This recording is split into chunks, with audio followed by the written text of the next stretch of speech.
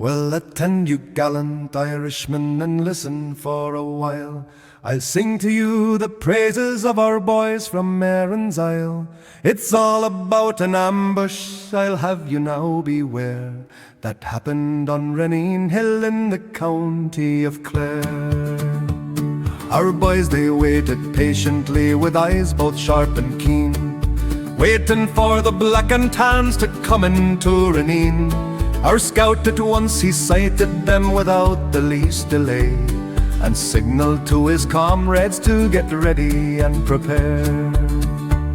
His comrade boys got ready without the least delay, and signaled to their scout again to let them come their way. The black and tans, they came along in lorries, as you know, and met our boys upon the road, which dealt them a great blow. They fought upon the high road, man to man, you know, with shotguns and revolvers against armored cars and so.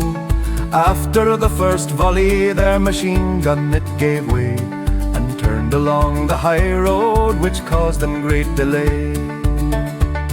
The black and tans put up their hands, and the peelers likewise, when they saw the determined faces of our Irish boys. The scout jumped to 6 soldiers that looked to be so tall. Now you'll get what you least expect from the bush by the wall.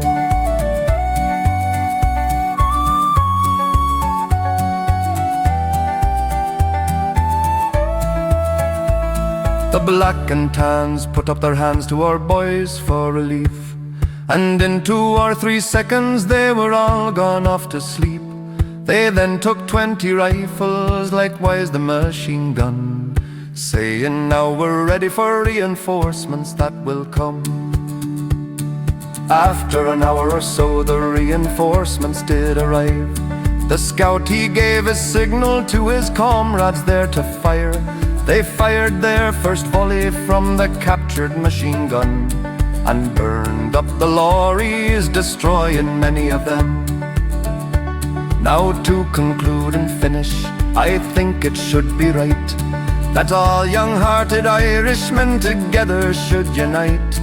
Together should they sympathize and do the best they can, to have another ambush and hunt the black and tan.